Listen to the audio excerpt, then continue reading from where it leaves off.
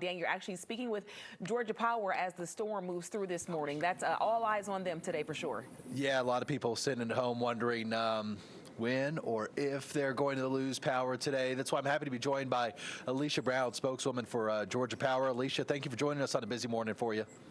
Thank you for having us. How are things looking right now in terms of power outages across the state? So we are looking at about 7,800 outages across the state. So the storm is still kind of slow moving, but we are continuing to monitor the weather as well as the outages, and we have our crews ready to respond. And when you say ready to respond, does that mean they are still waiting on the sidelines, ready to go, or what are they waiting on at this point?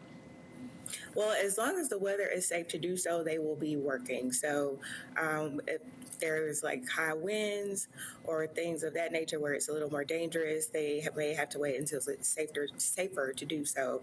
But as long as the weather is safe and they can get to those areas, they will be working. So clearly safety comes first, and I hope everybody out there can understand that. But what do you want people to know about timelines for restoration today? Is this going to be one of those events where it just takes a couple hours, or could we be going into the night or even tomorrow morning without power? Well, of course, it depends on the extent of the damages. There's a lot that goes into power restoration. So our teams, once it's safe to do so, as I mentioned before, they will go out and assess the damage and get an idea of what they would need materials-wise. And then our vegetation crew comes in and clears the way so that they can begin work a little safer. And so there's a lot that goes into restoring power, but we do work to try to get it on as quickly as possible.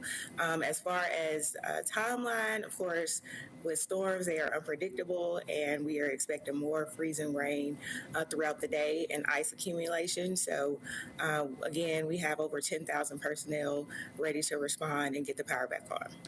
And Alicia, I know you were joining us from the command center this morning in Metro Atlanta, where you were monitoring all the outages. Can you walk me through the decision-making process of which areas get power restored first? If we look at widespread outages today, how can you possibly zero in on one area? Can you walk us through that decision process? So, of course, safety is top of mind. And so with outages, we make sure that hospitals and safety institutions are priority to make sure that they keep their power. And then where we can, we have our smart grid to where we can reroute power in areas that we can do that remotely.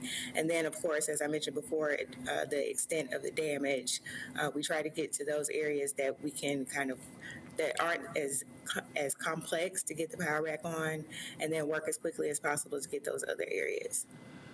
Would you say your biggest concern today is the ice buildup on power lines, or is it falling trees, or a little bit of both?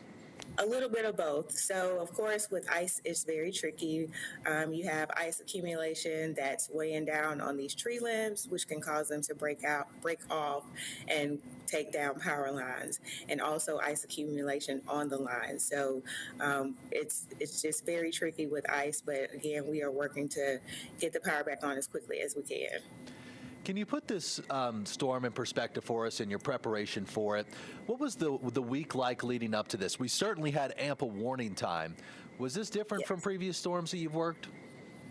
Well, we are always monitoring the storm days and weeks out to make sure we can be prepared for any circumstance. So leading up to the storm, our team has been monitoring, getting personnel ready to go, and having them staged to respond as quickly as possible.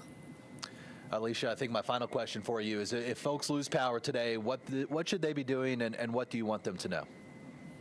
So if they lose power, you want to make sure, if you do have a generator, that you're keeping it outside and not causing any potential safety hazards. You can sign up at georgiapower.com/storm for any outage alerts to get real-time updates on an outage, or also call 888-891-0938 to get more details. And just know that we are here for you. We are working around the clock. We have teams staged across the state ready to respond. Alicia Brown from Georgia Power, thank you so much for your time this morning. Good luck today. Thank you. All right, Aisha, you heard it there. They're going to be working hard, but safety first for the linemen. It is going to be a long day for those linemen, and a long day if you lose power, no doubt about it. Right now, statewide, you're looking at more than 10,000 people in the dark. But Aisha, we're talking about more than 5 million customers across all of Georgia. So as of now, a very small amount of customers. All right, Dan, thank you so much for bringing us that firsthand account there from Georgia Power.